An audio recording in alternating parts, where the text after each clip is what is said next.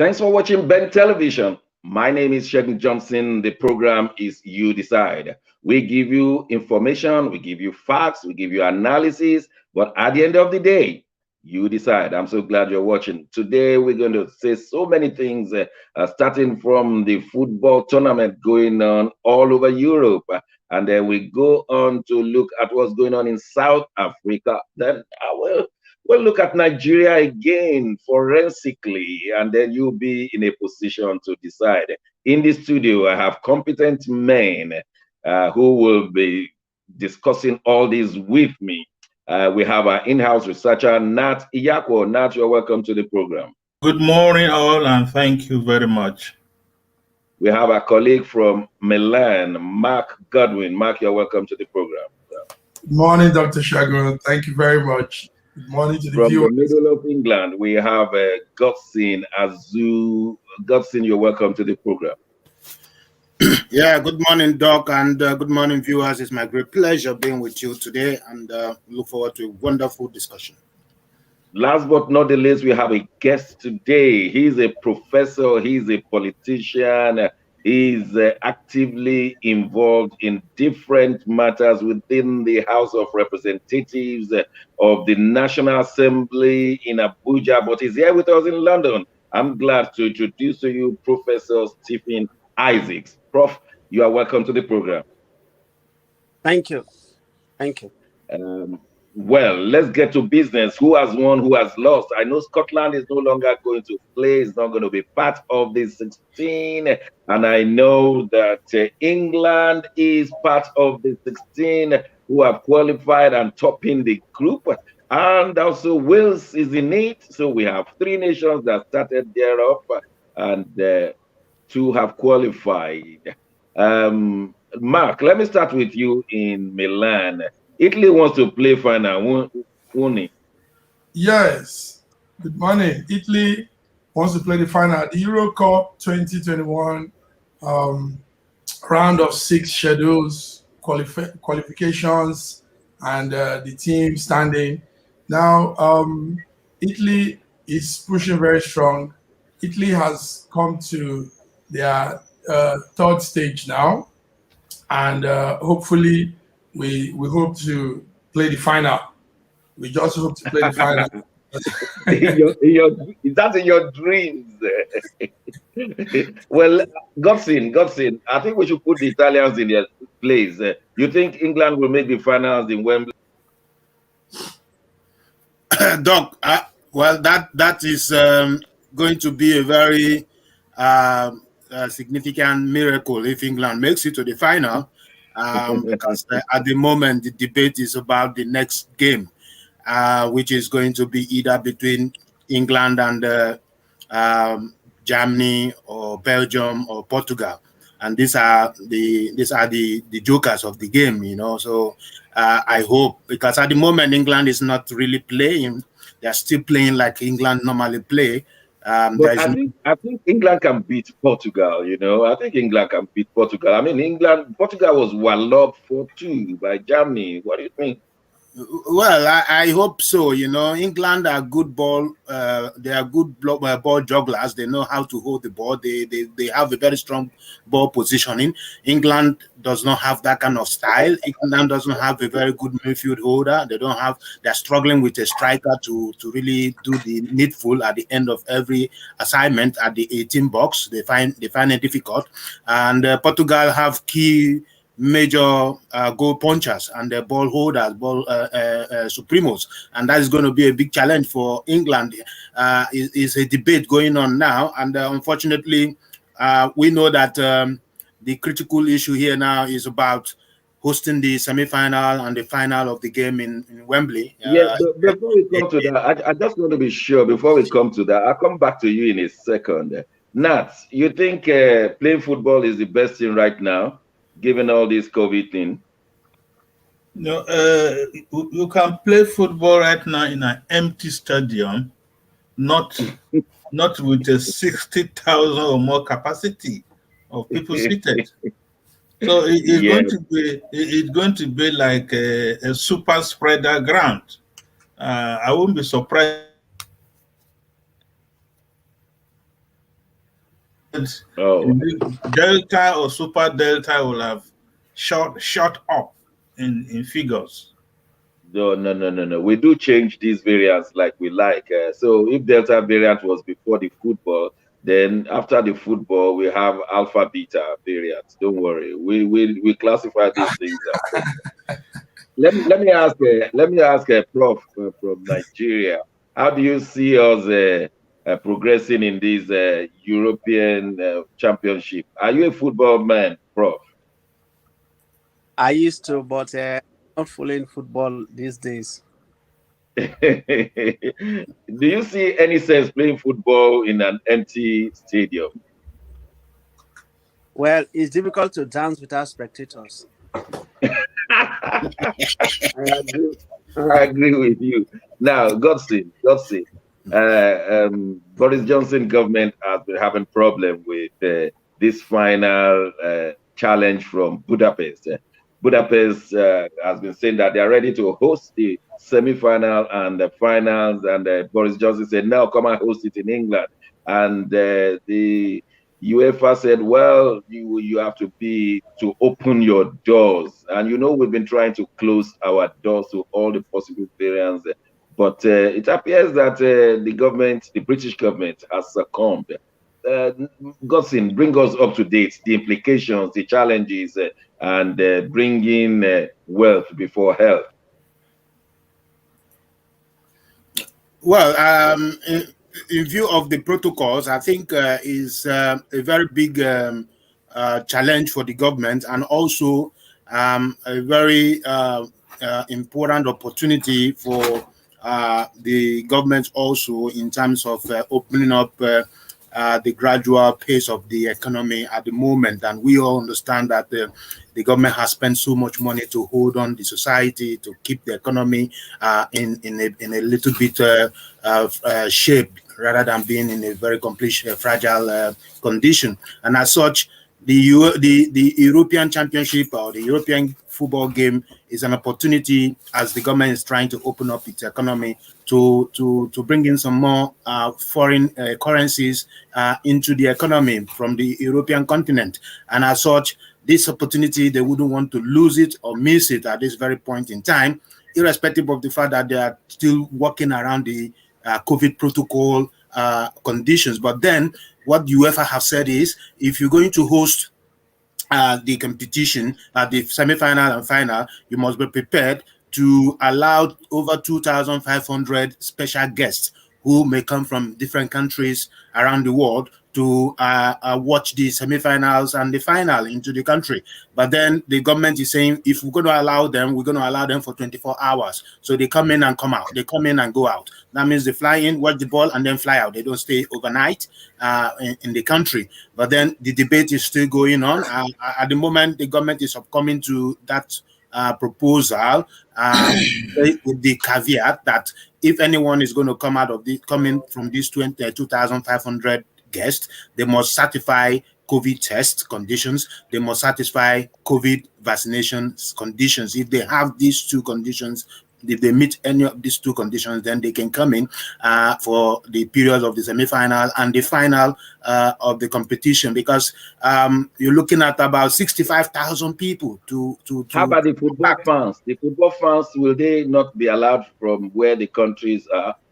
No, the football fans will come from each qualifying country. So at the semi-final, any of the two qualifying countries will only be their country supporters and fans will only be allowed. So it's not going to be open to every country in the competition to come. So, but then every fan or spectator or supporter must show a COVID test certification or a COVID vaccine certification, whether you are a British or you are a German or a French. Let me ask our colleague, Nat, are you comfortable with that? Well, these things can sometimes are not watertight. From the least expected place, you will find Delta Super locking around, and even if you if you jet in and jet out, it's not 100% guarantee that That's there's no correct. transmission. Let me ask our brother, Mark, in Milan. Angela Merkel said Britain should watch it, and she's not too comfortable. And yet Europe is progressing, fewer and fewer infections. What will you say? Well, take note that this Euro Cup going on was supposed to be last year. You know, we're playing the 2020 Euro Cup this year, and all this is because of the COVID situation, protocols, and all that.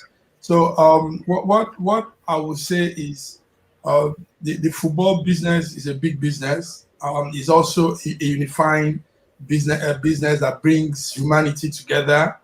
And it has also helped in so many ways, politically, socially, and in so many ways. So the protocols and the testing and the COVID in mind, yes, it's important, but we can't stop human being from being human being, you know. And these are moments where the human expression comes in. Sport is incredible. So regardless of all the government guidelines and all they are saying, they should know that some of these fans don't even care what COVID is. You know, they are so stuck in their fantasy and in that heavy rave that they don't want to be bothered about COVID. So let's see how it plays out. I trust that if it's held in the final is held in the UK, there will be control, and hopefully it will not bring any more spread as more of this COVID situation that we find ourselves. So we all look forward to, we all look forward to it being well, wherever let it be well done, let it be well organized. Finally, we wish the best team to win, and that means England. So no. That's the best team to win. That means England. So we leave it at that. All right, but France is playing well. Mark, France is playing well, isn't it? Yes, France is playing well.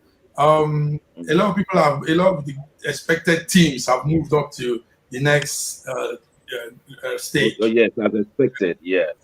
Anyway, we will see. We'll see by next Wednesday. I will take this discussion up. In the meantime, the South African president has lost his iPad.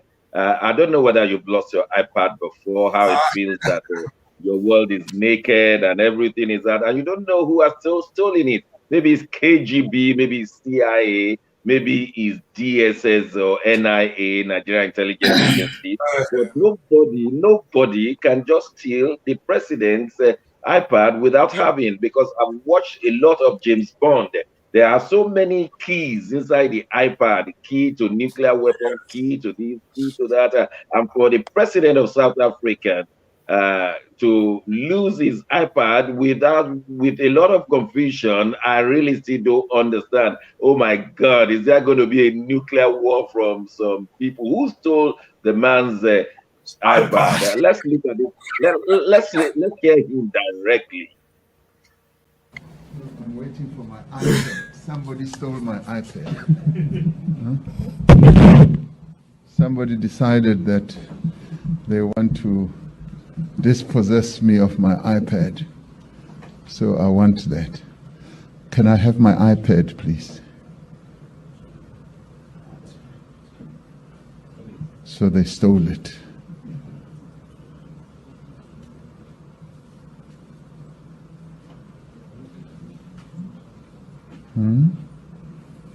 I had my iPad.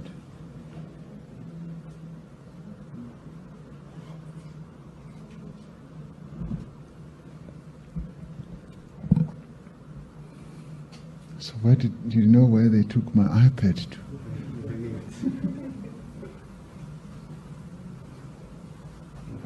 This is the problem of always handing out your gadgets to other people. It's always best that I should keep all these things with me. all the time.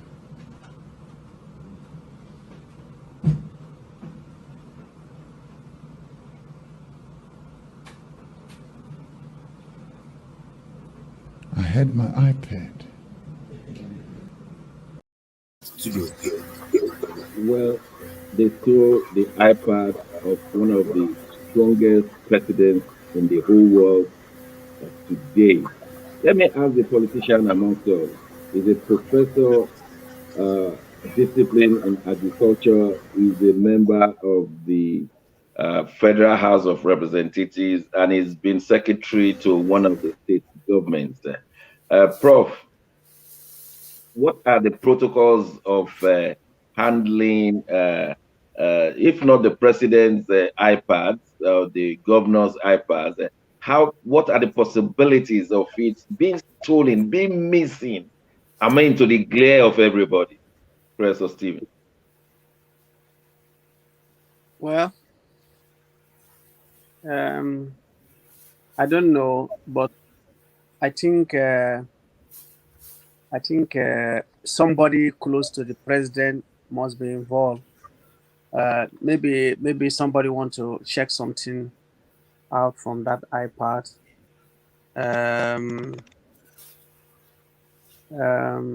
There are so many loopholes, so many areas, so many possibilities. One of them could be that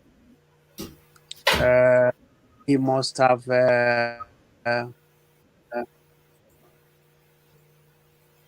well, I don't know. The president of South Africa is a big president. He's one of the in Africa. South Africa seems to be the president seems to be most protected. Because they have a lot of facilities. South Africa is not a small country.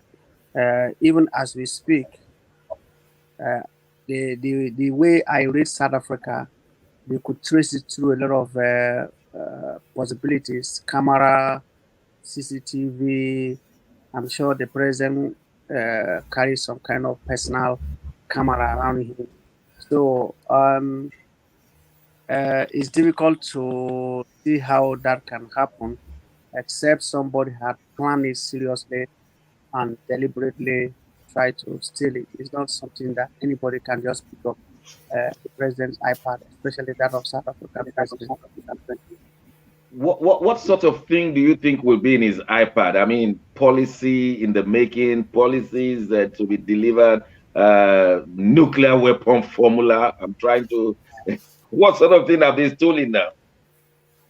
I don't know, but if the president is to give a speech that affects some part of the country or affects some individual in the country, somebody may try to gather away, because I believe the president's speech will be in the iPad.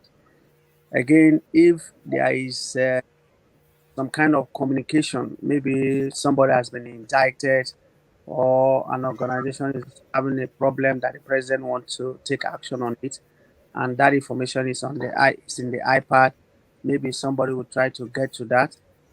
And it's also possible that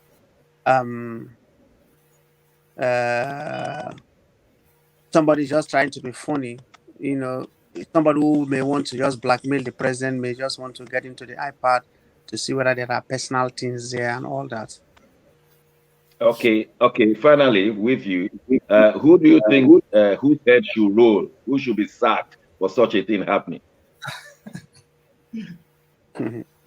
Well, if you are the personal detail to the president, those are things that you look after. You must make sure that president telephone, the president iPad, the president briefcase, those things are in your care. So it will start from the detail, the ADC, and I think the immediate security guys around him, which I think is the chief detail to the president, the ADC to the president, because you have to be sure if your president gets out of a car, you have to be sure he has his phone, you You have to be sure he has his iPad. You have to be sure you are carrying his briefcase.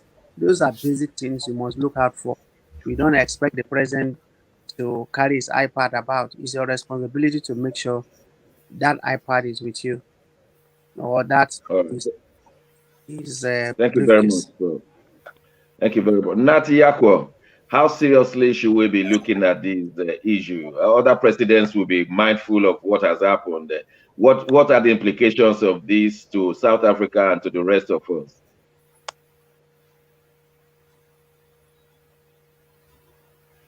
Security. There's a security. Definitely, there's a security lapse on the part of, as Professor Steve has said, the closest person to the president should ensure that nothing funny happens around him.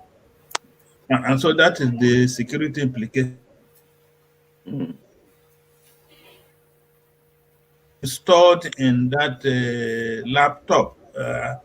I don't know how savvy the president of South Africa is with IT. So it depends. And then if I'm not too sure if South Africa, I think South Africa had some nuclear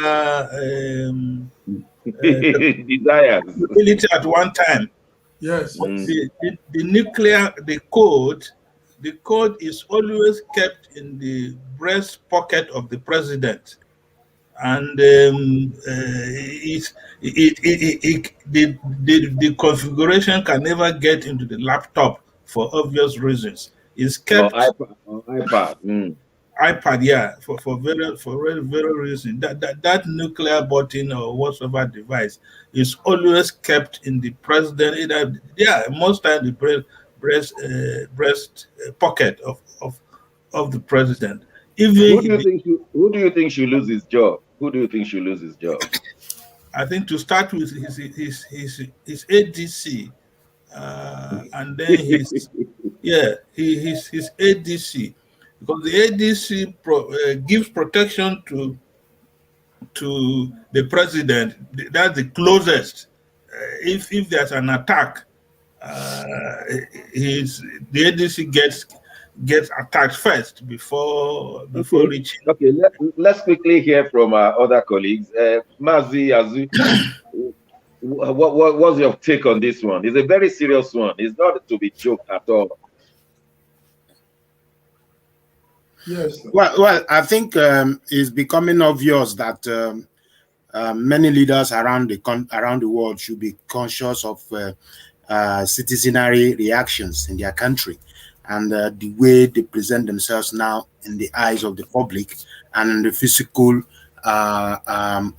presence of people in the society, because we see what happened to Emmanuel Macron a few weeks ago in a public domain, where he was openly attacked by one of the citizens, slapping him off the queue. And then now we see President Raposi being disposed of his personal iPad, which is a very strong and a very security embarrassment for South Africa.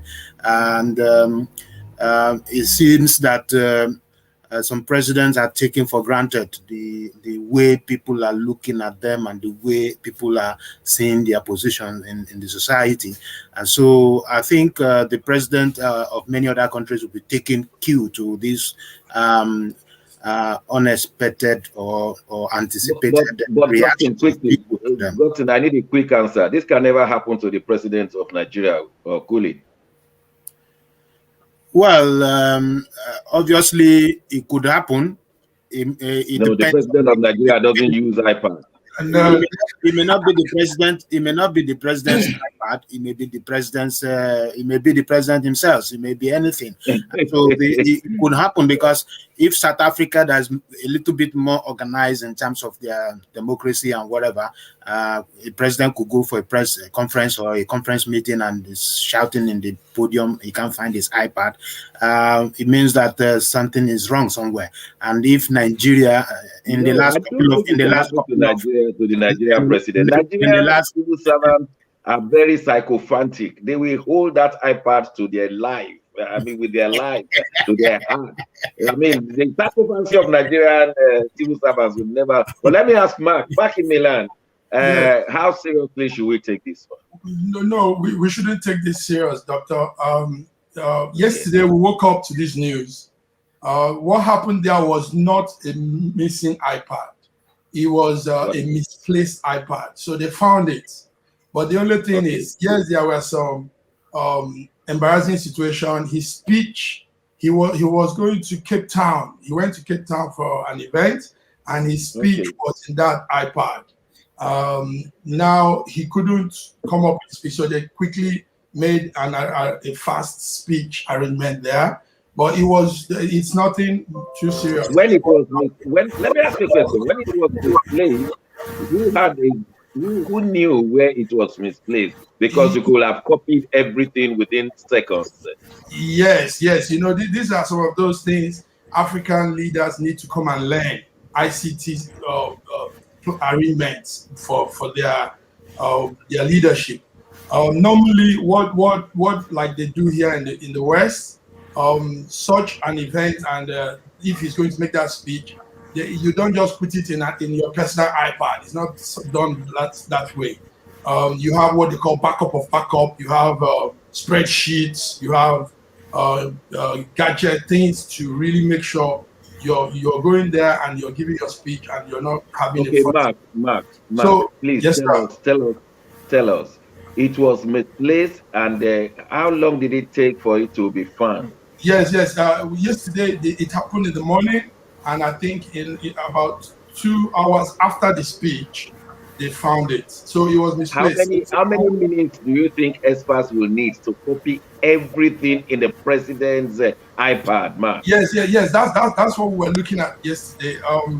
Obviously, if it was misplaced, who misplaced it, and whose hand did it fall to? So, but what the other newsroom, South African newsroom was saying is he misplaced it somewhere else. He kept it in a place where he couldn't at that point in time get it. Where was he before he came? Was he in an hotel? Was he from his house? Was he from a girlfriend's house? Yes, how could he have misplaced? How could he have misplaced? We're talking of the president. Yes, the president stays in Johannesburg, and he made a trip to Cape Town for that event. It was an event on the National Port Authority, and he was to give a speech there. So somehow, who should we indict? Somebody must pay for this. Every member of his entourage, everybody should be indicted. But like I said, them seeing it quenched all tension and every no. allegation. You can never quench any tension. Yes. I mean, we have seen so many movies where these things are copied quickly, and then we won't see the problem, we won't see the outcome right away, but we don't know what will happen tomorrow. We don't know what will happen tomorrow. Most African leaders are not tech savvy, like Dr. Nat was saying, so we don't expect much in that iPad, because do you know whether there was sensitive information in the iPad? Well, yes, obviously there will be sensitive information there. That's absolutely so.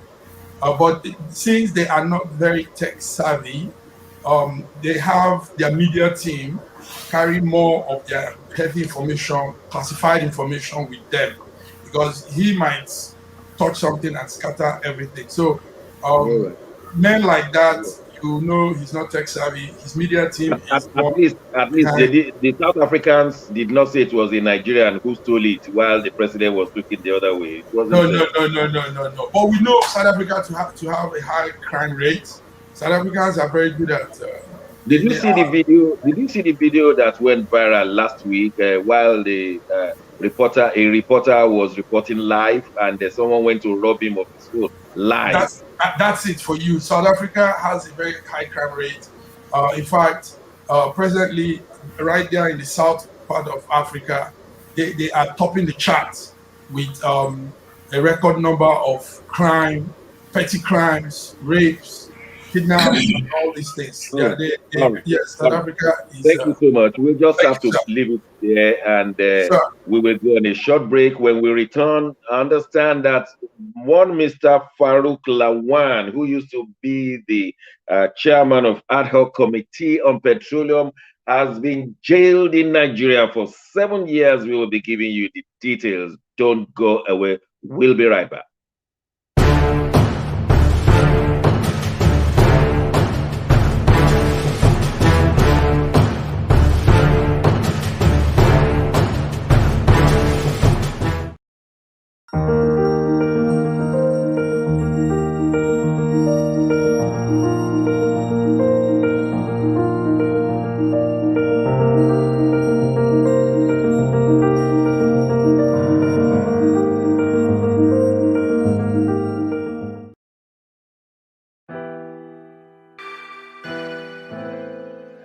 Schengen Story magazine is an African international bi-monthly magazine based in Milan, Italy, and founded in 2016. The publication focuses on personalities, fashion, style, entrepreneurship, and culture for Africans. Though articles on food, movies, fitness, music, travel, sports, technology, and books are also featured. Our lives full of best stories. A lot can happen in a month. Expand your mind, change your world. Get Schengen Story magazine's full editions. Celebrating Africans make an impact. Read better, the inside story. Your fashion magazine for a better lifestyle. Inspiring stories for you. Your monthly dose of entertainment. A better mind keeping you updated. Hashtag Schengen Story magazine. Get Schengen Story magazine full editions.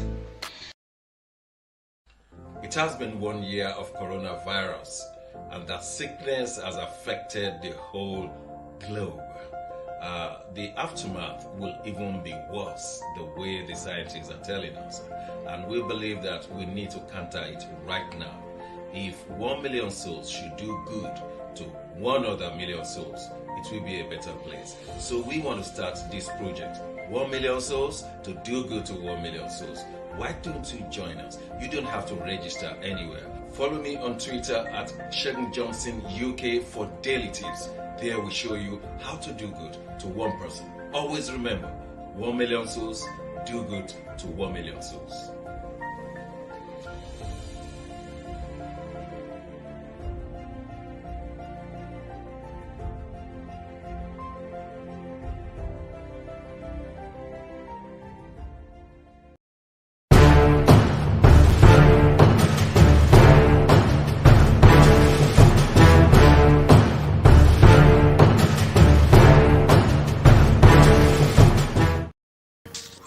Thanks for staying with us. The program is You Decide. Finally, former honorable member of the Nigerian Upper Legislature, that is the Honorable Farouk Lawan, has been sentenced to 7 years imprisonment for asking a businessman, Mr. Otedola, to give him $3 million so as to remove the name of his company from those that were being probed over subsidy fraud in Nigeria. That was 7 years ago. And we all thought that the matter had been put to bed until he was jailed. But let us ask our man, Nat Yakob. Please bring us up to date, because some of us have started forgetting. So many people have stolen and never jailed, but this one is intriguing. Nat. the case of is it former honorable now Lawan Farouk is the the law grinds slowly but eventually But just surely, surely it seems justice has been served. Lawan Farouk was a member of the House of Representatives in the National Assembly in Nigeria. He was representing one or two local governments in Kano State. He was chairman of a group called Integrity Group. This is how life plays out sometimes. Mr. Integrity is going to prison for demanding and receiving bribe. Uh, and he was also responsible for the sack of Speaker Patricia Ete. But at the end of the day, it was found out that Patricia Ete did not touch a kobo of the House of Reps, and Farouk trying to be very smart. Farouk trying to be very smart as chairman of petroleum subsidy issue, demanded money from Farouk, no, demanded money from Otedola. And what Otedola did was to contact the police, and police arranged marked US dollars and was delivered to Lawal, stuffing the dollar into his cap. He said the type I'm wearing. His agbada could not contain the dollars, so he stuffed some in the cap. At the end of the day, how much do you think your kind of cap can take? The one you are wearing, how much do you think? Okay, go on. I don't know how much, but Lawan's cap was bigger than my own anyway. Okay, So, go on. so I think the issue has been on for almost 10 years or so. The justice system we have in Nigeria, adjournment, come tomorrow. So this issue has been on, and I think most people, as Dr. Johnson said, most people had forgotten about Lawan Farouk and his came very near it, reminding us is the governor of your state, governor of Kano State, Ganduje, has been accused, and there were video evidences that he was stuffing money in his agbada and even the cap. Yeah, we are coming to discuss that too. Okay. We're Okay. coming to discuss that. Okay, Yes. so Lawal and I think the secretary of his committee and all other people were found guilty of receiving a bribe, and yesterday he was escorted to the prison. I'm sure he has spent his first night in prison now. But has he no right of appeal? I'm not too sure if this one he can appeal. I'm not too sure. Yeah. Okay. Let us listen to our dear professor, who is also a representative of Bayelsa, Yenagua in Bayelsa. Prof, I'm sure that this is not a palatable one for you to discuss. What's your take, sir? I believe that the law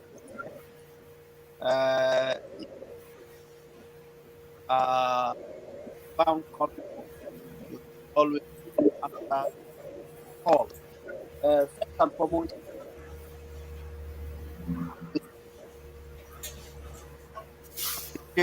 what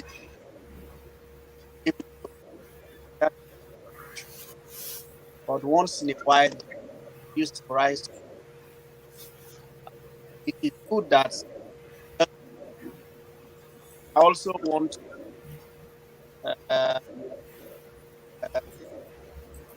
because corruption is both ways, the giver and the taker. You know, the problem in Nigeria is that people like shortcut. Even when they are qualified for something, they will be looking for a way to brag. That's the problem of it. Sometimes they are even sometimes they even they have it. But it has become a cultural thing because corruption is now that you have to give money to get whatever you want. So it is that whatever this, you know, do the right thing. That is one. And it's also it has served notice on the National Assembly. You cannot be laws at the same time about it. You cannot be talking about corrupt time practice or corruption. This is happening at the right time when Nigeria seems to be the country itself and name is becoming an embarrassment. So it has served no everybody that there is a day of reckoning. So most of us National Assembly welcome this. Okay. Yeah. Okay. Prof, your audio has been weak. May I suggest it needs to come you closer. Yeah, you refresh your page. Just go as if you started. The studio will bring you in. If you refresh your page, then your page, then the studio will bring you afresh, and everything will be okay. But I will be notified once it is okay, and then we will continue from there. I will still come back to you on this thing. Mazi Gossin. What's your take on this, Farouk Lawan? We understand those days that Obasanjo was contacted by Otedola. Don't let us forget that one. Do you know some of the intricacies and detail of these, Farouk Lawan taking this bribe? Can you recall? To what extent do you recall Obasanjo's telling Otedola to set him up and? Like the prof said, the giver and the taker, they should be in the dock. What do you know, Gossip? Well, Doc, I think if I can remember, like somebody said, this case has been on for over close to 10 years now. And obviously, some people might have forgotten about the case, and some people have been deeply following the case at the background. In fact, for me, the situation is still partially concluded because honestly, the giver and the taker should bear consequences of the actions. Remember that there was a first payment already, and the first payment was done without Otedola making any complaint about it. It was trying to, I think it was trying to get the second payment or other part payment that became when Farouk became a bit more conscious and more aggressive and ferocious about getting part of the remaining part of the payment, that then the issue of setting him up and then getting him roped into the situation became a huge media tabloid story during that era. And then obviously the stories were in different forms. Farouk said that he was bribed to remove name of Femi Otedola's company from those companies that took oil subsidy money without meeting the demands and the expectations. And then an agreement was reached, and then some money was given to him, and then the rest. And then he was then making a case that he was trying to set up Femi Otedola by keeping the money as an evidence of receiving or bribing the chair of the committee. Then Femi Otedola on the other side made his own story, saying he was approached to give money to get his company's name removed from the companies, and then as such an agreement was reached on how much he can pay to do that. And then he now contacted the police and set Farouk up. So the issue now is who set each other's up and who is going to bear the consequences of setting up each other. Because Farouk said he set him up, and then Femi Otedola said he set Farouk up. So the whole thing is about the fact is bribe was given, bribe was taken, and so whether anyone sets each other up is a story for another day. Otedola is not going to any prison, is it? Well, that's what people should be looking at. People should look into. People should be able to. That's why you need people to do what is called investigative journalism, investigative research. Okay. Let me ask you again. How about the issue of the subsidy removal fraud? The fraud itself, the subsidy fraud. Is anybody looking at it again now that that's one contamination of Nigerian society and its judiciary proceedings, because now they're looking for one scapegoat. And one person is paying the price of so many. The companies that were involved in that actual investigative program or whatever by Farouk committee, and none of them has been charged. I don't think any one of them has been called upon by law to look at what they do. So the subsidy fraud continues while that one is going to languish in jail, but it's a good distraction, isn't it, from the subsidy fraud?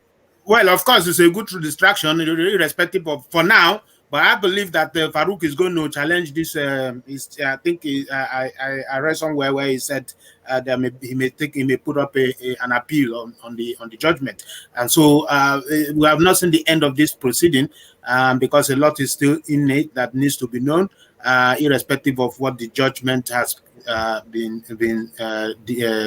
declared. Well, because justice delayed is not justice denied. So let me ask Mark in Milan. Yes, we have not had the end. We've not had the end of this one, because if I were Farouk, I will open my mouth and I will tell those, because he said that money was to be shared by many. We were told that subsidy fraud is still continuing. What do you know, Mark? Please tell us. Doc, this shows how corrupt the Nigerian political scene is. Elite. How elite, yes, it's a sad one. A high court in Abuja sentenced the former chairman of the House of Representatives ad hoc committee on petroleum subsidy, Farouk Lawan, to 7 years in prison. He has slept one night. Sorry, Mark. He was the one to investigate the fraudulence going on in subsidy removal or subsidy matters, and he was the one taking $3 million allegedly. Now, Robert Standby. I mean, how worse could it be? How worse could it be? Well, evidence are glaring.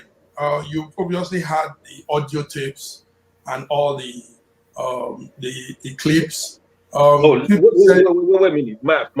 I'm coming back to you. You just mentioned the audio tape. Studio, please play us that audio tape. Even in the studio will play it for us. Even in Nigeria, when we saw Governor Ganduje, the president and the ongoing governor of Kano State collecting money, recorded, is still holding that position. But let's hear what transpired between these two people, Otedola and Farouk Lawan. Studio. Go ahead, Doc. Go ahead. That's a good one. Yes, I don't bring it to my house. Okay, you take it to your house? No, I don't want to bring it to my house. It's a lot of money. Yes. So where? Because I am rushing to the airport now. Yeah, they're at the airport in the aircraft. And before they can come over now, unless I send somebody to the airport, I was coming. I can't. By the time they come, I should be in the chambers. I have a lot of things to do myself. Is there anybody you trust I can give it to, or maybe I should postpone my China till tomorrow? No, it's okay. I would arrange with someone. I would let me give you his number. Okay. Yeah. Okay. His number is 080. Hold on.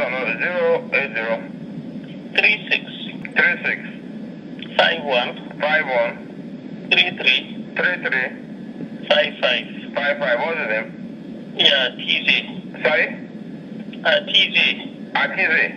No, TJ. TZ. TJ. Okay. Yeah, TJ. So I'll give him the balance. That's Okay. $2.5 million, yeah? Sorry if you didn't get the whole of it, but I'm sure you got some of it. Mark, guilty as charged. Doc, this is glaring.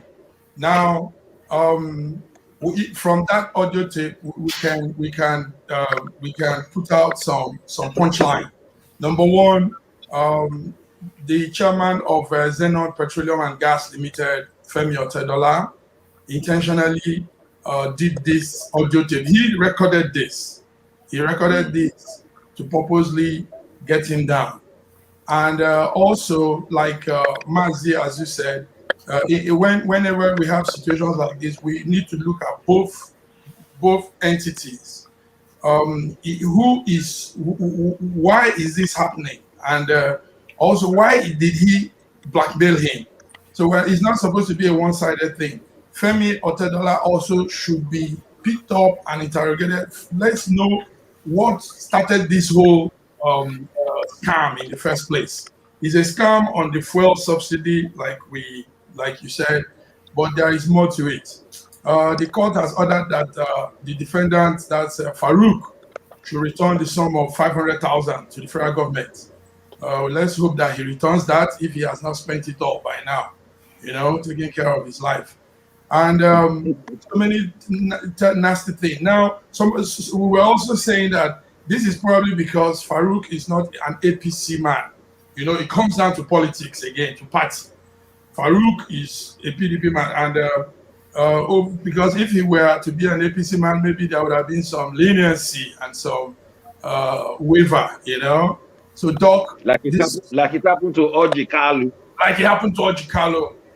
So it's just a kind of a very funny, childish occurrence going on in our country with value, with ethics, with moral. Okay, what do we know about the Kano State Governor, Ganduje?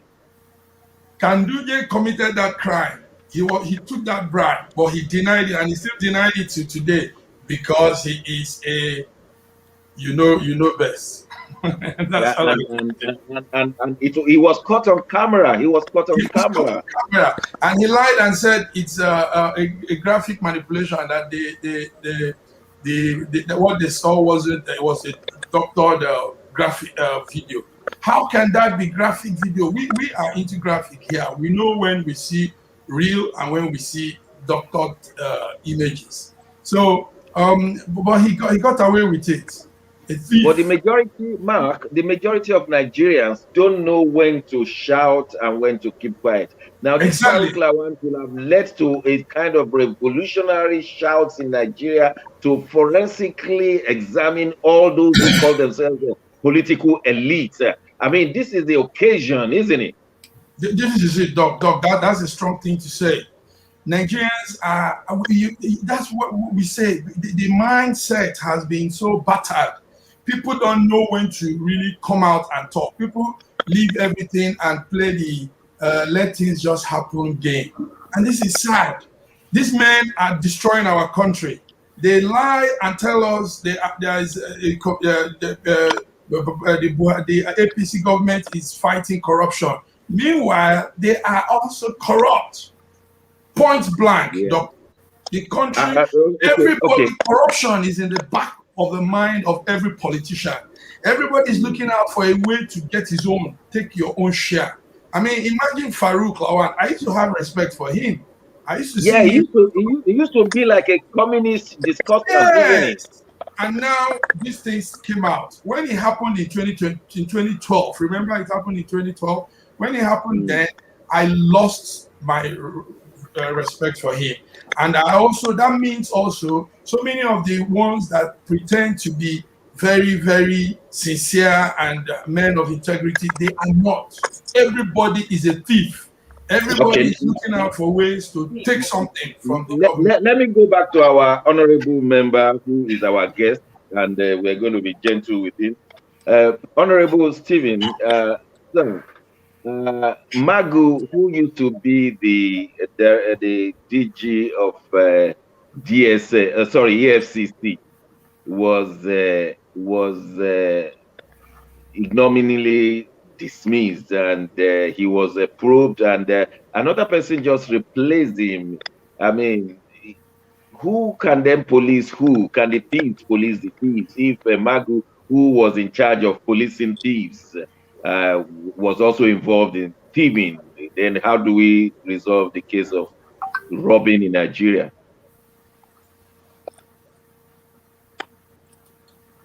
Prof. You said? I said, I didn't get your last statement. with the removal of the erstwhile EFCC chairman, Magu, and we were told that a probe was on him, and we followed the probe.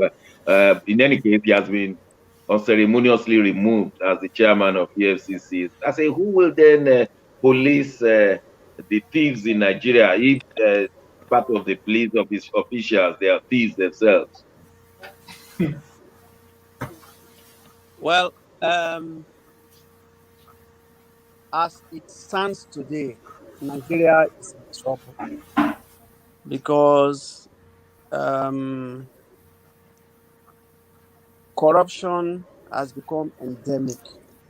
And when we talk about corruption in Nigeria, people point hands only to the politician. You know, corruption is both ways, the giver and the taker. And we have erroneously come to think that it is in our culture to be corrupt. You know, and we are in a country that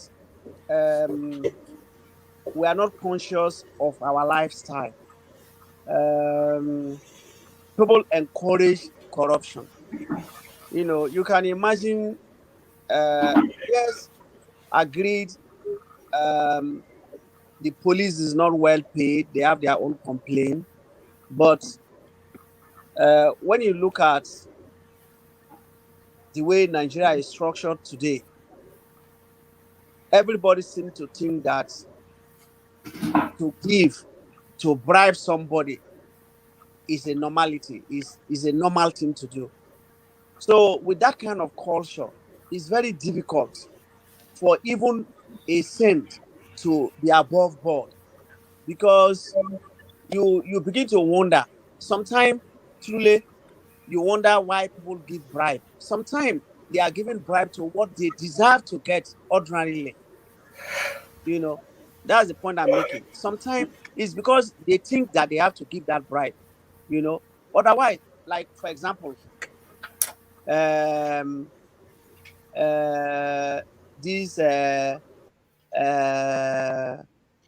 Lawan case, you know, maybe the giver, because he has to understand why he's giving. Is he himself? Is something wrong with that structure he's having? Is something wrong with his organization? Is he at fault? Why is he giving the bribe? So I think that we have a situation that if we can have some autonomy of the judiciary, and if the judiciary is properly functional, unless the judiciary has autonomy and they are properly functional, we will have this problem will continue. If the judiciary is properly functional and they can discipline society by giving you your due, even the police will sit up. As it is now, the police is not above board in Nigeria. As it is now, the police is not above board. And they are culpable. They can be compromised so easily, because the police believe that they have to take bribe, because they think it's the culture of Nigeria. Now, there was a time that we are arguing that maybe if the force become better educated and become more professional, maybe it will help. Now the police force, they are very educated, they are becoming more professional, but something is missing. What is missing is that nationalism, that sense of patriotism. You know, people still serve in the police based on ethnic mentality, you know, ethnic mentality, religious mentality, sentiments, you know.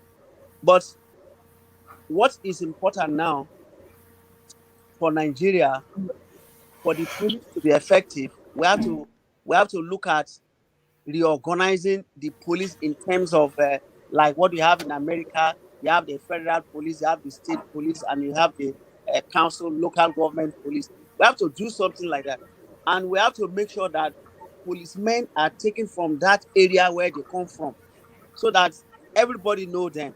We have to start. This may not be the correct approach, but we have to look at how to bring to someone who commit a crime or becomes corrupt or become violent or do something wrong. Prof, let me interrupt you quickly. Let me interrupt you. I'm so sorry, because we need to go on break very soon. But I need to interrupt you.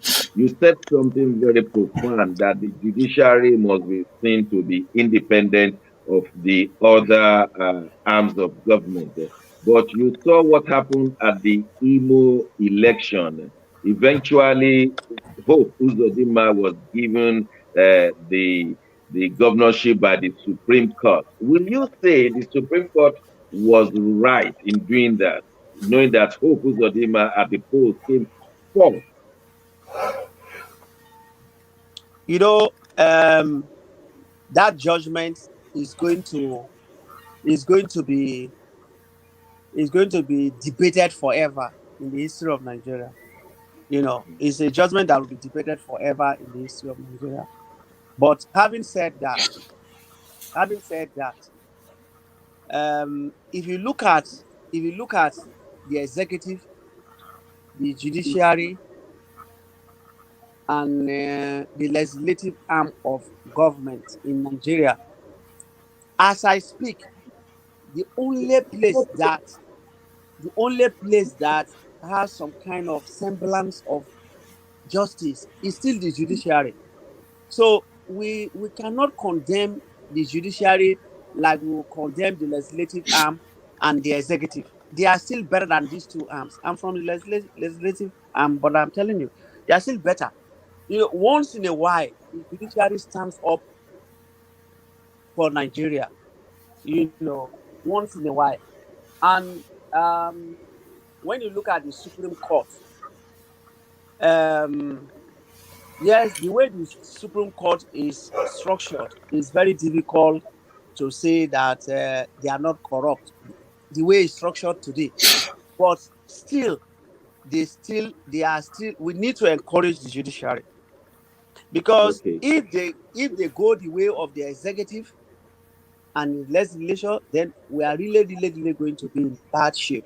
Right now, they are managing to be independent. Managing to give justice, because when you look at how judges in other parts of the world live, the way what's their entitlements after retirement and all that, Nigeria is zero. So they are open to all kinds of temptation, working under this condition, and they are still doing what they are doing. Then the whole of the country should stand up and say, let us make the judiciary very, very autonomous, and let us look at the constitution in a way that the president can be checked. The president can be interrogated, his actions, you know, because the way it is, the president, the way the constitution is, we are following that of America. The president is too powerful. The president of Nigeria is the most powerful president in the world.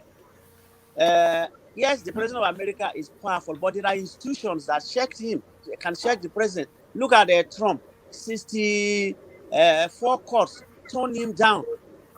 That can't happen in Nigeria.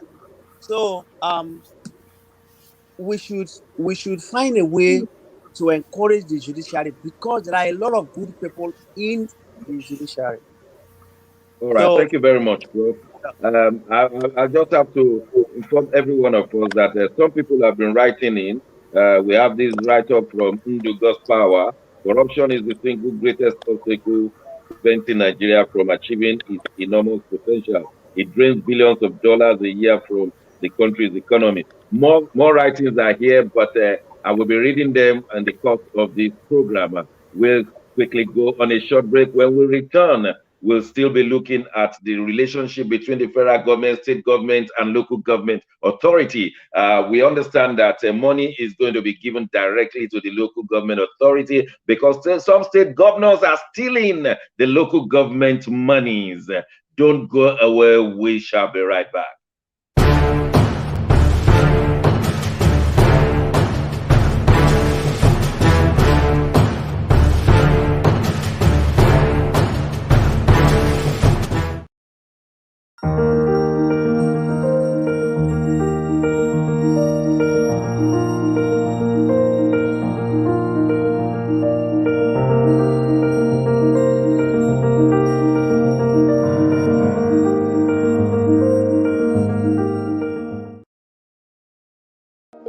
Ben TV, your ethnic and Africa-led television, welcomes your input, contribution, and support to facilitate our continuous program production, campaign for projects, and other media-related services. We have been here for closer to 2 decades.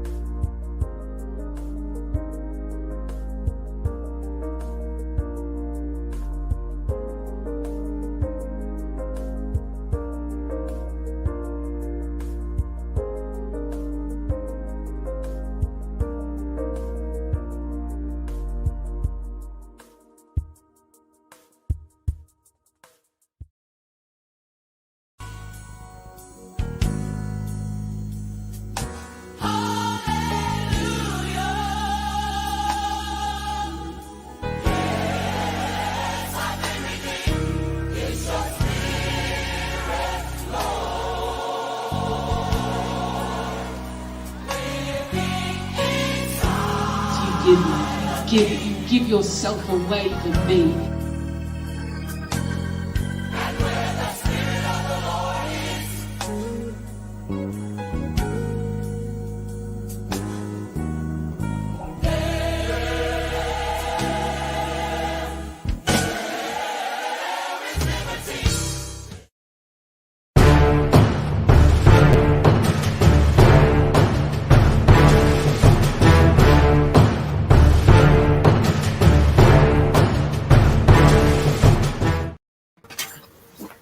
Thanks for staying with us. The program is You Decide.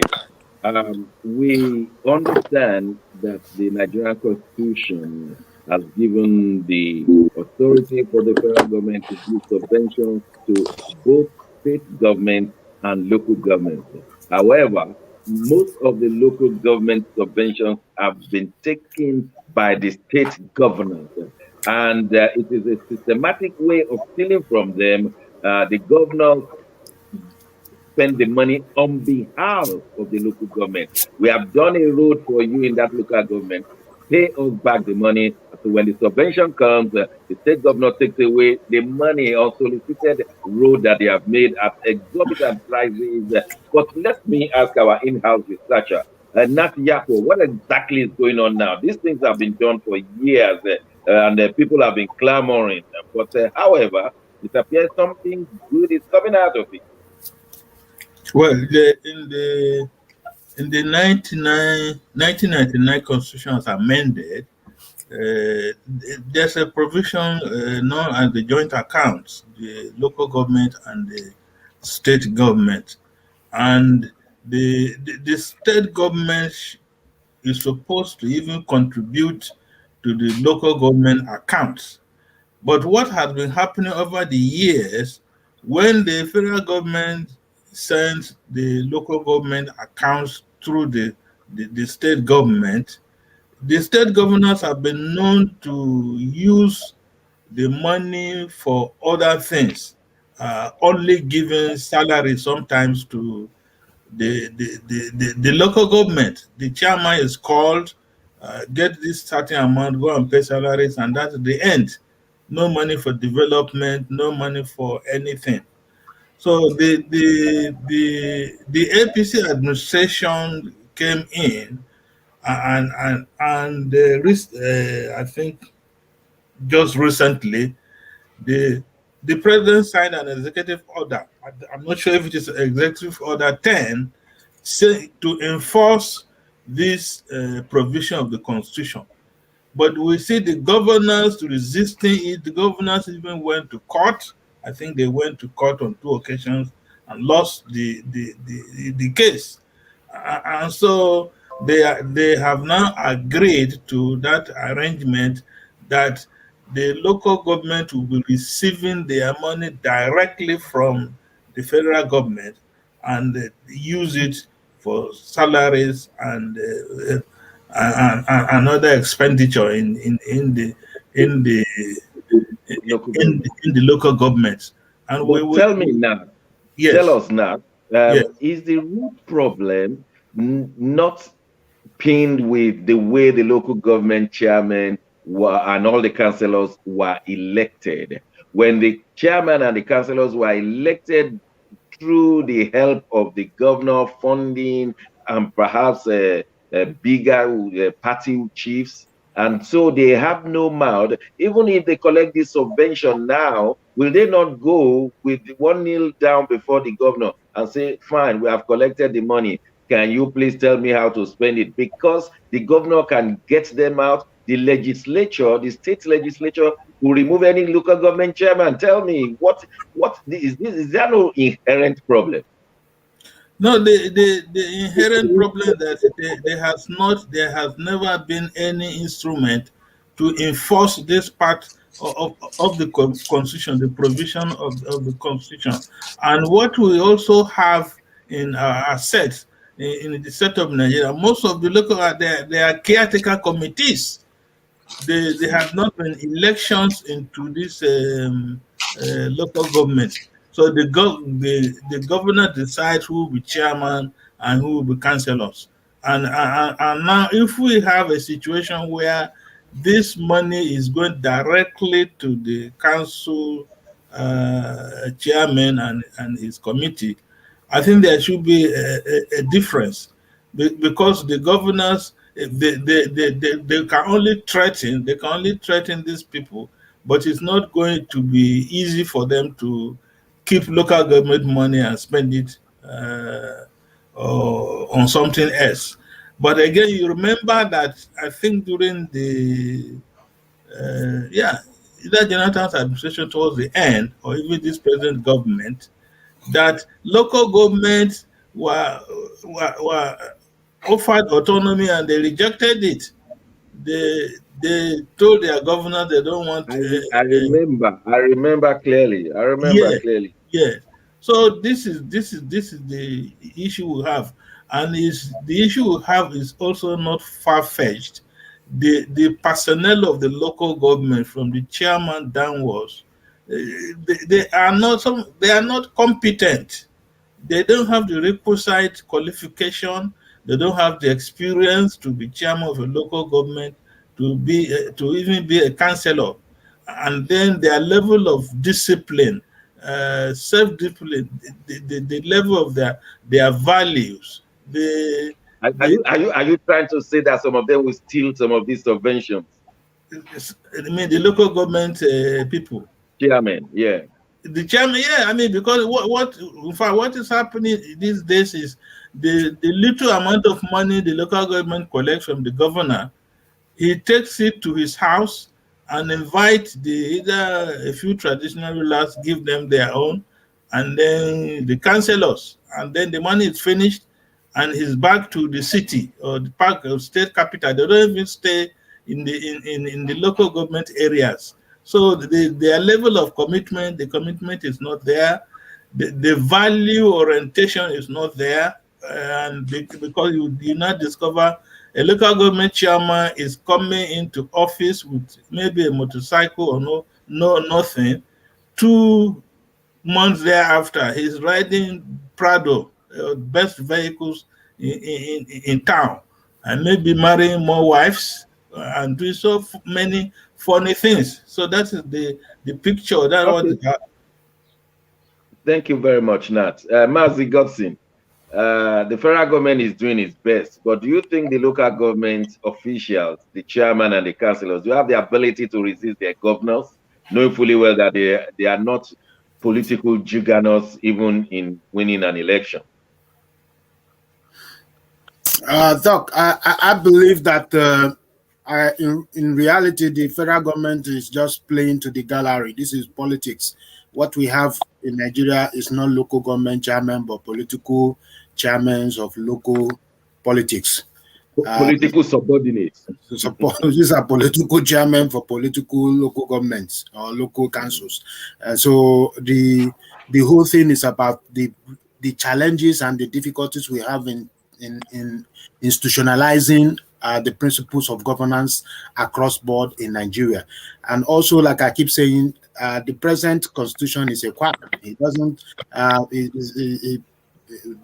lot of people don't believe in that constitution because politicians are using it to their own best advantage. At any point, they want to use it to advance their own good and their own benefits. If you look, I keep asking people, if you come to the United Kingdom here, you look like somewhere like London. The mayor of London is like the governor of the whole entire London.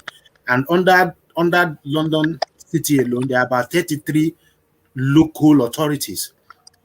33 local authorities. And each local authority has nothing less than about 60 or 65 elected councillors who manned different wards within each of these boroughs. The way the funding of these councils are done and the way they manage these councils under London is dynamic. And each council drives its own revenue and resources. Each borough attracts investment to its borough that generates money, that keeps the borough financially buoyant, be able to maintain the infrastructures in their borough. Likewise, you come to east of England, where we have a devolved power structure. The Cambridge Peterborough Combined Authority controls about 20-something different local authorities with a mayor. And each of these local authorities have their own various mayors and over 50 to 60 elected councillors. So it's a kind of a structure. And I will keep asking, the way they attract investments, they're not looking at Westminster all the time for money. Westminster disburse money to the office of the mayor in London. Westminster disburse money to the office of the Combined Authority in Peterborough and Cambridgeshire. Westminster disburse money to the mayor of Manchester and Liverpool. And within whatever the Westminster money comes to them, within whatever amount comes to them, they augment it with what they can generate and ensure that everybody, and that's what I'm saying today, it's about the commitment, it's about the patriotic feeling and belief of people serving in politics. Like I said to people, a councillor in this country earns 998,000 pounds, about a fraction less than 10,000 pounds annually, a councillor. You earn more than that if you begin to be in a committee. And if you're in a committee, you don't go beyond 12,000, 13,000 annually, because you're expected to have you're supposed to have a day job or a day business you do also to augment whatever the council gives you, because you are there as a voluntary service to the community. The mayor of each of the borough does not earn more than 48,000 pounds annually for 1 year of sitting as a mayor. That's why they rotate the mayorship of every borough and every local authority in this country. It's not only, no one person stay there for 4 years or 5 years. You stay there 1 year. The maximum in some borough is 2 years, and then you rotate it. Somebody else will come and take. You don't stay there forever because of they don't want people to earn more than what they can afford to spend. So you see, it's a structured institution that gives people the belief to serve rather to be accumulating. You see, so Nigerian system must be structured in a way that people will see themselves as service-oriented people. The people. If you know that after serving for, I mean, it's only in Nigeria people will serve for 8 years and become billionaires. What's in here? You serve for some. There are some people who have been in Westminster for 40 years. They don't have more than one Elizabethan terrace house or detached house for the service they've been for 30 years in Westminster. But in Nigeria, somebody will serve 8 years, and then he has collect. He has pension. Okay. Let me just move on.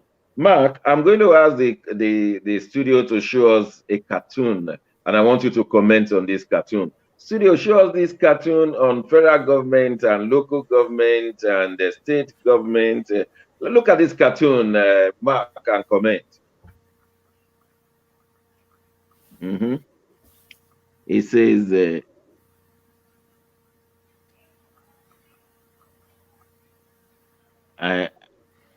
oh, you can read it. He doesn't know how to spend the money, isn't it? Yeah. So I would. You can read it loud if you can. Yes, he says, I must collect the funds from him. What does he know about spending money? So this is the governor talking to the local government fund that has been given by the federal government. And so that's the governor. Does it mean the federal government must continue to? Does it mean the federal government must continue to protect the local government from the pilfering hands of the state governors? Yes, Doc. This is a very serious issue. I must commend the Buhari administration. From the beginning, actually, the man has always emphasized on getting to the grassroots level through the vice president's speech. And this special intervention for the local government is something that must be considered. Nigeria has about 774 local governments.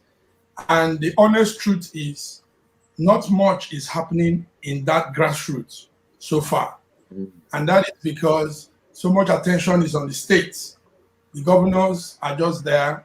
So this arrangement, to me, from my observation and all I have looked around this whole thing, I think it's a good step. What we now need is, like Mazi Azu said, local government chairmen that know what to do. The problem with Nigeria government as a whole is that a lot of people are square peg in the wrong hole. A lot of people don't know what to do. They don't understand what leadership is. They don't understand what governance is. They are just there because they want to be there. No, very few of them know what they do when they are in such position. So we need chairmen of local governments in Nigeria to know what to do when these funds are made available. But you cannot give what you don't have. You cannot give what you don't have. I know many local governments all over, scattered all over Nigeria. Those people, like Nat rightly said, don't have it. So how can they give it? They were put there. There's stooges of political. Stooges of political of the governors. So these are things we have to fight over with, because how long do we keep having stooges and unqualified people? How long do we still have paddy, like they call it, paddy? Okay, Mark, let me quickly ask you a question. Why is it that we when they have a local government election, the party that the governor belongs win all the seats, all the councillor seats, all the local government? How does that happen in the nation? Stooges, Nigerian politics, funny politics. Okay. That's just it. Funny politics. Let me ask the politician amongst us today. Is our guest speaker, Professor Stephen Azaki, is our guest today, and he's a member of the House of Representatives. He said even the Nigerian legislature is attached to the wing of the executive arm of government. We know that one because Lawan said that Lawan is the president of Senate. He said that no bill that President Buhari will bring that will lose. And so we know that the legislature itself is even hanging on the armpit of the president. But Professor, sir, what's your take on these local governments chairmen having the funding themselves. How does it stay with you?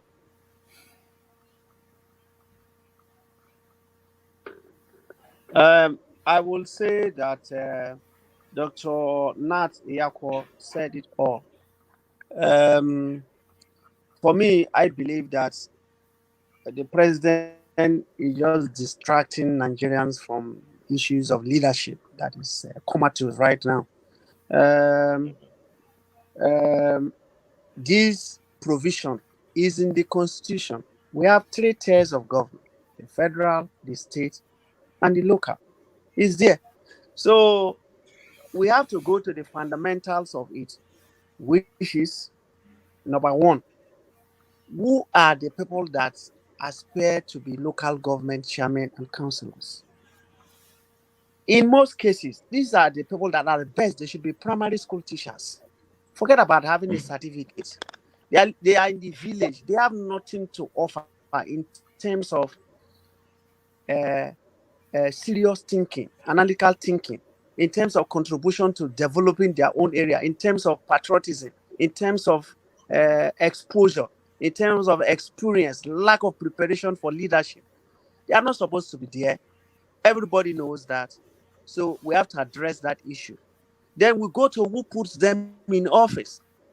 They say he who plays the piper dictates the tune, right? Right. If a governor puts you, how are you going to argue with the governor when he says bring the money? So all these ones are just smoke screen to distract us. The fundamentals are, how do people come into office in Nigeria at all levels? Number 2, who puts them in office? How are they prepared? Then we now have to look at the discretion of the governors. You know, a governor can just decide not to conduct an election, and Nigerians will keep quiet and sit down. And I blame you people in Europe. You people should take a lot of the blames. As he was condemning the constitution, is this the Nigerian constitution at best is a working document. We cannot just write it off. I've read constitution of various countries. Yes, it's defective, yes. But you in Europe, what are you doing? You have a voice, you have exposure, you have experience, you have where you can get information from. And now we are going to review our constitution. What is your role? What have you put together and sent home that this is your contribution? This is how you want the constitution. You can't just sit down here and condemn everything. And people there, you can imagine somebody knows that if he talks too much, he can be arrested. If he talks too much, he can be embarrassed. You are here. If you talk too much, nobody will embarrass you. So I think that it's about time people need to stand up for our country. It's about time we need to really make serious input. What is the educational qualification to stand election in Nigeria? It's 0. In today's world, when that constitution was written, or where it was derived, that section was derived from, was when Nigerians at best were having NCE and all that. Today, a lot of Nigerians have PhD, and you are still saying primary school. What an insult to a country that have several professors and PhD holders and so on and so forth. You people should make effort and make input. The constitution is not a trash. It's a working document, and it can be improved upon. So let's work on it.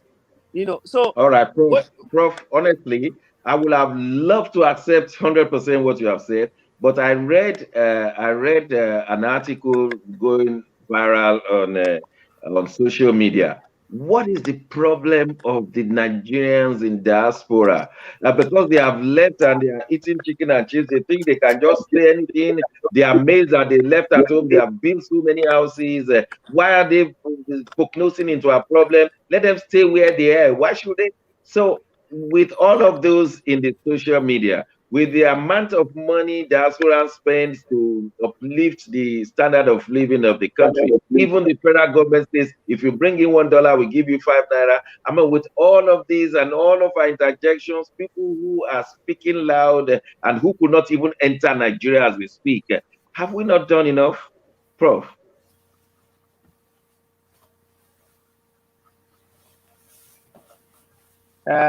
For example, I'm a member of the Foreign Committee of the House of Representatives, and we looked at the issue of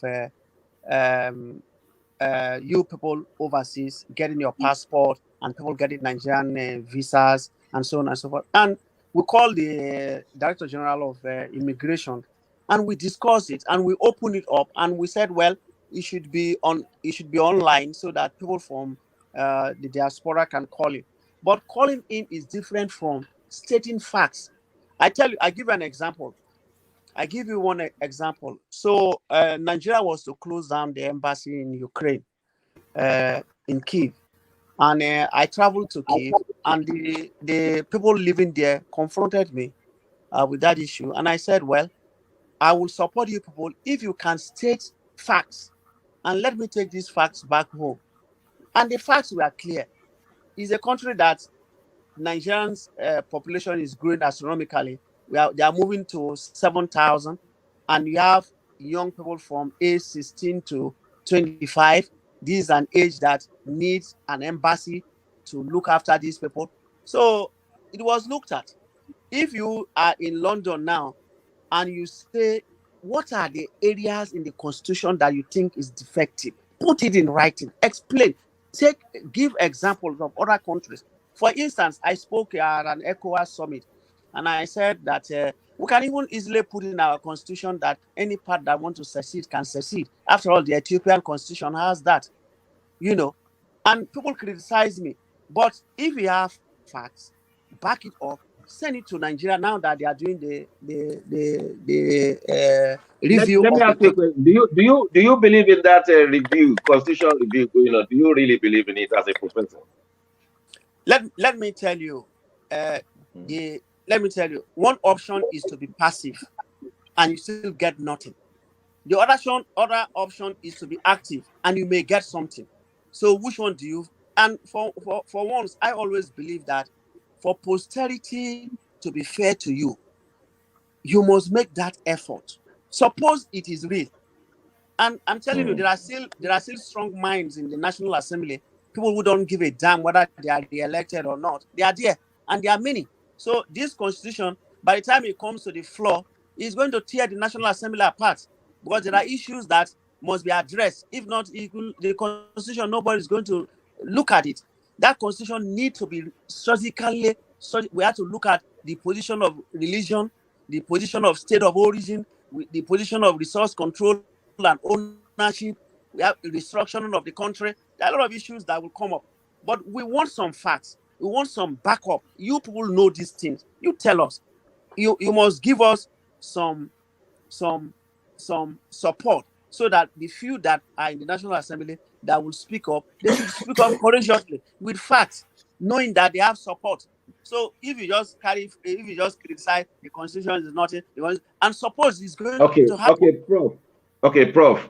I know we should have gone on a break by now, but let me just tell you that a new chairman of CANUC is a central organization of all the Nigerian organizations in the United Kingdom. His name is Ayo Akinfe. He's a very prolific writer. He's been writing in the past several years what Nigerians should be doing. They are all documented. He's now the chairman of CANUC. I will suggest even possibly arrange you meet with him. He's written so many things that if Nigeria could just do 1/10 of it, it will be okay. Ayo Akinfe is his name. And we have so many groups that have been writing. And in the history of this nation, I'm talking of the United Kingdom, the last 5 years, I've seen so many Nigerians protesting openly in front of the Nigeria High Commission, with letters handing over to the Nigerian Commissioner, with little or nothing done. The Nigerians in diaspora cannot vote. The Nigerians in diaspora has just been given Abike Dabiri, who has been coming, but what could she do? And so we have so many issues that need to be discussed if we are to be serious about what you are saying. And so we can take it off after the program. But let's go on a short break. When we return, 30 students of the Federal Government College, aged between 12 and 18, have been stolen by abductors in the north again. And there are so many lamentations. Don't go away, we'll be right back.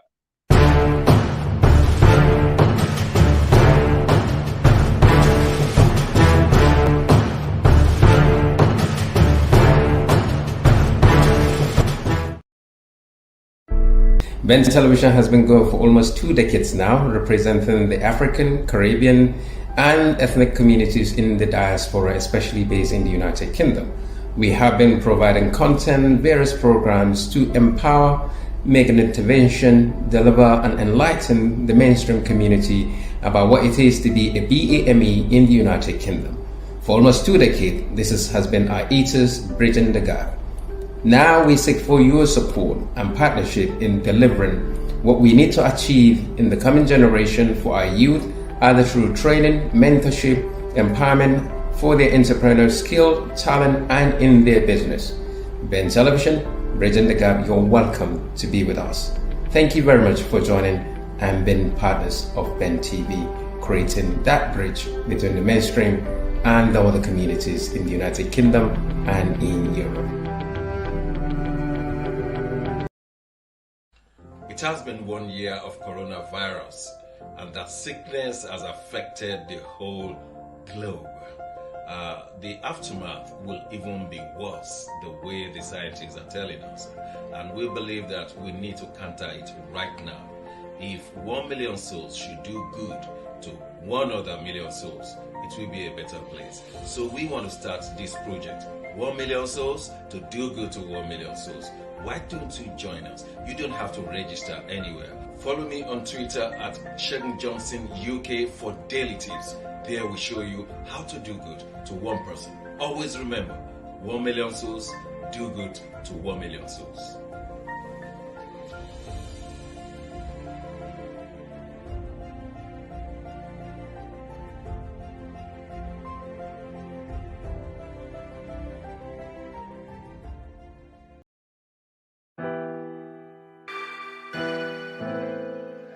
Schengen Story Magazine is an African international bi-monthly magazine based in Milan, Italy, and founded in 2016. The publication focuses on personalities, fashion, style, entrepreneurship, and culture for Africans.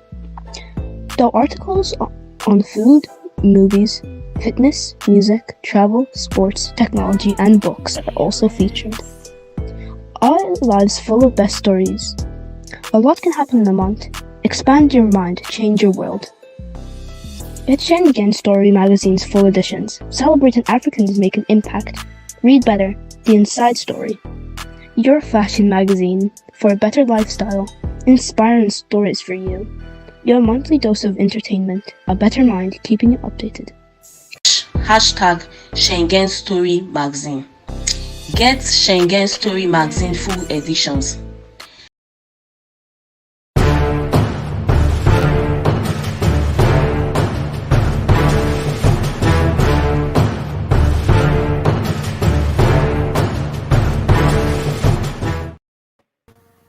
Thanks for staying with us. The program is You Decide, and we've been beaming from Ben Television station in the United Kingdom. Nat Iyako, please quickly bring us up to date to the 30 students abducted from Yauri from the Federal Government College. Thank you very much. Let's locate Yauri. Some people call it Brunei Yauri. Yauri is in Kebbi state of the northwest geopolitical zone. And Yauri is located along the river Niger, very close to borders with Benin Republic. Kebbi state has really been relatively quiet when compared to Zamfara and Katsina in the northwest geopolitical zone. But last week, Thursday or so, the bandits invaded Federal Government College, Yauri, and took away 30 students plus 2 staff. We understand that the bandits gave notice. They gave a notice that they were coming, and the government got notice of that. Got that notice that is the Kebbi State government, and they posted 20 armed policemen to that college, and they have been there for 2 weeks or thereabout. But on that fateful day last week, Thursday, the bandits came in, and the first thing they would do is to overpower the policemen, and the bandits will come in their hundreds. I understand the bandits came on motorbikes, almost 200 of them, and overpowered the policemen. I think one security man in the college was killed on the spot, and the bandits took away those 30 students and staff. But I think that this time around there was a rapid intervention as the military, the police pursued those bandits, and the bandits also had with them the figure is put at 300 heads of cattle. They abandoned the cattle but went away with the school children, and as they were being pursued, somehow they divided the students into 3 groups for management purposes. So maybe you'll have 10 in one group. Along the line, 5 of the students were released, but one was killed during a crossfire between their security agents and the bandits. As we speak, the bandits have not named the amount of ransom, maybe because of the hot pursuit, but the remaining children are still with the bandits. That is the position. So they exchange a cow for college students. Well, maybe, but I don't think so. If they exchange you said they left their cows but took the college students. So and they abandoned because they couldn't continue with the cattle and the school children. And I understand what is children. Okay. Well, yeah. All right, thank you very much. I think the police, they are weary and tired. Listen to the lamentation of this police officer. The policemen are overused, underfunded, underequipped, and just listen to this lamentation of a police officer. 3,000 as a target. I'm dying in Yobe. Here, look at how they burn our team. Look at how many people have died. Nigeria, look into our problem. Nigeria, look into our problem. We are dying. No helper. What are we serving this country for? Why? Nothing. Hungry servicemen. God is there. Thank you. Well, you heard it directly from the police officers. You sent 220 of these ones to be countered by 200 men. Well, let's listen to what Wole Soyinka said if we want to remain one nation. Listen to the lamentations of Wole Soyinka. Do I think that Nigeria can continue as one? Yes. Not if it continues this way. Not if it fails to decentralize. Some people use the word reconstruction, some people use the word whatever, but if Nigeria fails to decentralize, and I mean to decentralize as fast as possible, manifestly, not as rhetoric, then Nigeria cannot stay together. Again, it's not Wole Soyinka saying this. Everybody said it. Generals have said, ex-generals, ex-head of states have said it, politicians have said it, analysts have said it, economists have said it, and sometimes we get that, and that's what's happening to people in the streets. That's where they're moving. That's why they're demonstrating. That's why they're defying even threats from the police, from the government. If you demonstrate, you're a threat to us. If you do this, we'll deal with you. We'll talk to you in language which you understand. It doesn't wash with anybody any longer. Because if the nation is on a suicide slide, the people who feel that they do not deserve that kind of suicidal plunge, they have a right to say, sorry, I'm getting off this plane before it nosedives.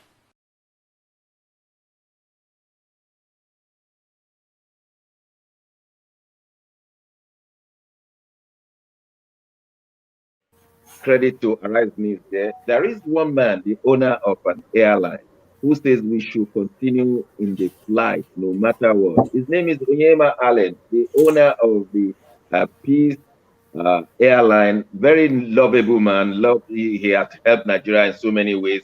He brought his own lamentation. He said, please stay in the flight.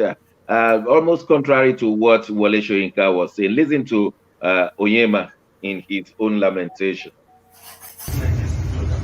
I want you to have hope in your nation. Nigeria is all of us. The bigger Nigeria is the best thing ever that can happen to Nigeria. We don't need to balkanize this country.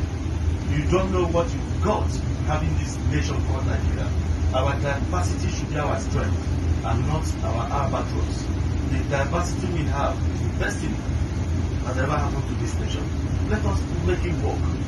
Let us not engage in playing games. Let us not engage in stigmatization of ethnicities. Let us work as Nigerians. America is the melting pot of all ethnicities in the world.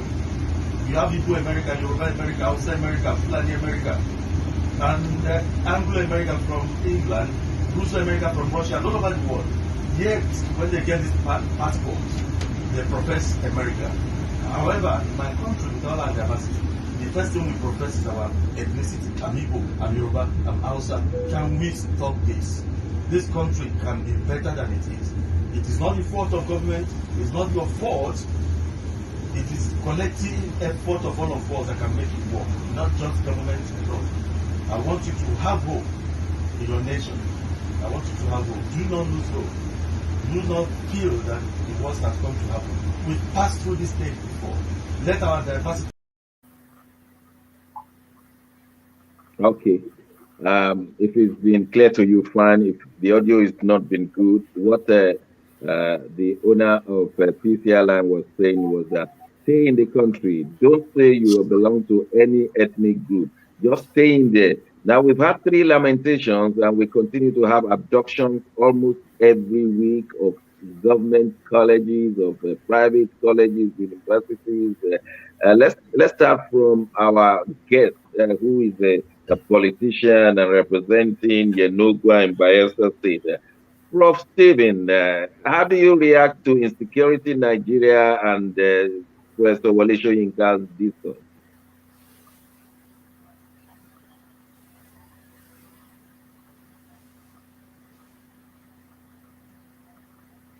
Professor Azaki.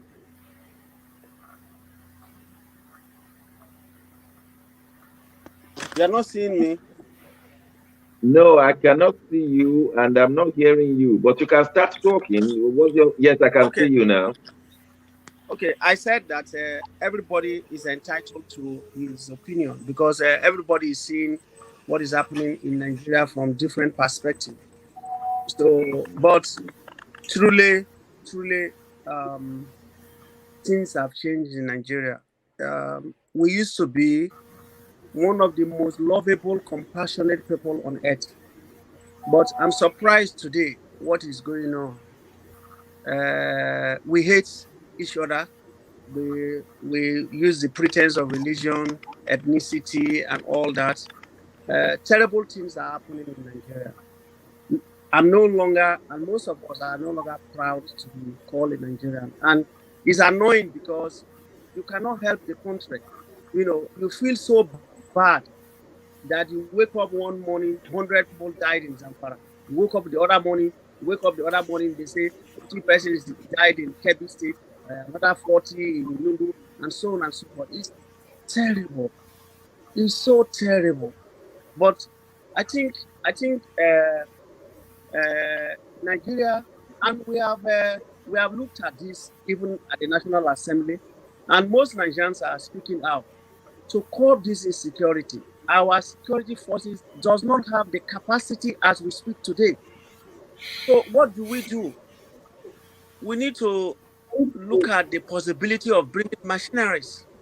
we need to look at how we can do this thing. We can't do it on our own. It's beyond us right now. The security situation in Nigeria is beyond the capacity of the police. It's beyond the capacity of the police. And to address it, we have to bring in. This is a time to call it the military, and the military must be impartial. The military must be above religion. The military must be above ethnicity. So I think that right now, no part of Nigeria is safe. And it's embarrassing for us to be speaking about this internationally and open to the world, because actually there is nothing that is happening that the world does not know. It's not a secret today.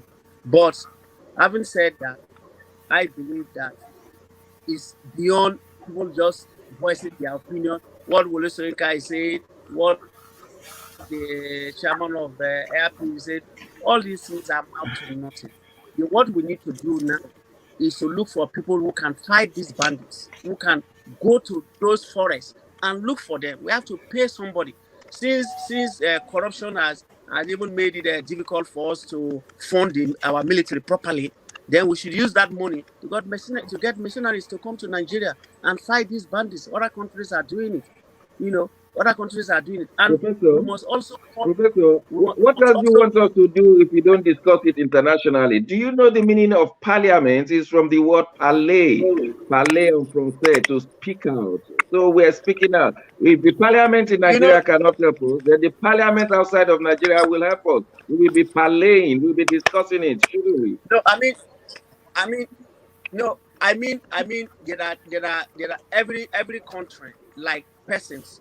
There are issues that you bring to the world table, and there are issues you discuss within yourself. So that's what I mean. But that is not. Yeah, but we cannot. You see, I agree with you in that respect. But once we see people dying every day, you need external support. That's why we will continue to shout from the rooftop internationally. Those at the National Assembly should do what is right. If you need to impeach Buhari, impeach him if he's not performing. You have the constitution that says you can impeach a non-performing president. So, but that we will keep quiet. We will not. We will bring everything out so that the people in the National Assembly, in the executive, will do the right thing. We can assure you that one. Okay. You have said that. I see your point, but let me also say that what is happening in Nigeria, it is not a Nigerian issue alone. It's not a Nigerian. I believe strongly that there could be some external forces that are bent on influencing Nigeria negatively. So we have to also engage the international community. We have to also engage international governments of other nations, especially France, because the activities of France in other West African countries, in Niger, in Chad, and so on and so forth. They are very active in those countries, in Mali. So we have to interrogate what French is doing in those countries. I quite agree with you. Prof, I agree with you. There are external forces. Nigeria is surrounded by Francophone countries, but we have experts who have studied all these Francophone countries, and we can tell you exactly what's going on, what is likely to go on, the influence of France, of Mali, Niger, Benin, and Cameroon because of the funding from France and all the rest. We can tell you, we have the experts. We have people in Abuja who are not ready to work with experts, who are fundamentally diminished and cannot do, even in the face of college students, university students being abducted every day. We continue saying the same thing with these people dying. Prof, we have to do more than we used to do. I mean, this is beyond the rhetorics, and that is why we have demonstrations in this nation almost every other week by Nigerians. And Azu will tell us now what is good. Thank you very much, Prof. Azu will tell us what other demonstration that has been lined up for June 25th. Yeah, thank you, Doc. June 25th is a day that the Igbos in the UK have decided to show their solidarity and their concerns about what is happening in Nigeria, and most especially in the southeast. And it's very important for all the Igbos to come out in mass, as all have agreed to do, to visit the House of Parliament on this Friday, and visit number 10 Downing Street this Friday, and then the Commonwealth of Nations office in London, and a few other international embassies in London, and also to have an open-air demonstration at Trafalgar Square for the international community to hear the loudest voice of Ndibo in the UK about what is happening in Nigeria. You know, for instance, like what has been said earlier on, if the likes of Sheikh Gumi could be advising the government to sit down and negotiate with bandits if they want to stop kidnapping and cattle rustling and all those things in the north, I wonder when government will also begin to sit down with armed robbers and stop them from armed robbing people, or sit down with kidnappers in the south and stop them from kidnapping people in the south, or even sit down with ESN, they call, or IPOB, they mention, and say, let's sit down and discuss and end this whole riot. If a sheikh could be advising government that the only way they can stop kidnapping of students and disrupting educational system in the north is to negotiate with bandits, and the people fail to understand the definition of bandit. A bandit is a thief, is an armed robber. So if government will be negotiating with thieves and armed robbers to stop stealing people and stop kidnapping people, then I wonder if the government of Buhari will even start to time is well spent. Time is well spent. Yeah. Mark, I just give you 10 seconds to round up what you want to say today. You have 20 seconds because you are a nice guy. 20 seconds. No, I'm enjoying all. It's been beautiful hearing from all great discussants, and our very good friend, the professor, has thrown some light. But Professor, I want to say this to you. Take this home to your fellow compatriots. Nigeria has to things has to change, and it starts from you guys, you lawmakers, you on the side of decision making. You need to look into so many things. You need to what you people are doing is following a straitjacket procedure, but it's time to look out of the box and get ideas and from other angles, and not just following that laid down procedure that has never given us any good.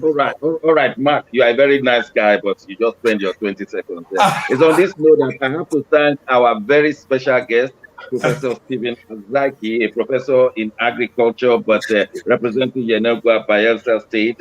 Prof, thank you very much for attending our program. We'll have you very soon, if time permits you, before you return to Nigeria, and so that we can exchange ideas. I want to thank my colleagues, Nasi Yako, our in-house researcher, Mazi Gozinazu. I want to thank Mark from Milan. And of course, the studio that has made all this possible, the studio crew, including Anthony, including Al Saint, and of course, our dear Auntie Hazel.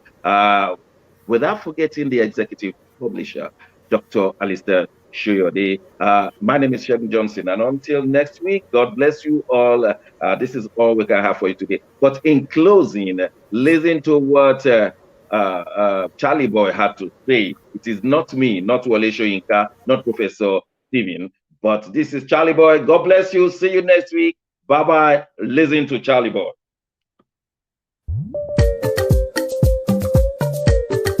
Waka, Buhari waka. What are you changing? Are you going to change? People are dying.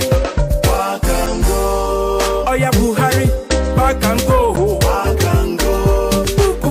Buhari, back and go. Back and go. We don't tire for this your change, oh. Back and go. You won't kill us again and again, no. Back and go. Our mumu don't do water. Our eye don't shine. Water. Like government worker. Uru government worker. Make you work out. Make you work out.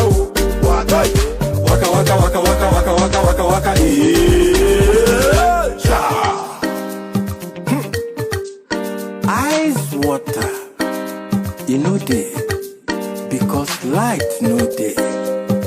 APC, PDP, CEN, my people just they suffer. Politicians they hammer. Like Mohammed, liar, liar. Police they fire, fire. From say Baba to Shem Baba. You don't scatter night finish. Ungwa bialawa. Corruption they perambulate. Poverty they strangulate. We don't help you open the gate. Oya back and go. Oya Buhari, back and go. Back and go. Buhari, back and go. Back and go. We don't tire for this your change. Oh. Back and go. You won't kill us again and again. Oh. Back and go. Our mumu don't do. Our eye don't shine. Like government worker. Uru government worker. Make you work out. Make you work out. Waka waka waka waka waka waka waka waka. See hunger don't turn to weapon of mass destruction. They want to kill us. God pass them. They want to enslave us. I beg it. Back and go. Time don't reach, make we talk and move. So many promises, empty promises, plenty injustice. Where's certificate? Then go find money, then go tip the money. If you don't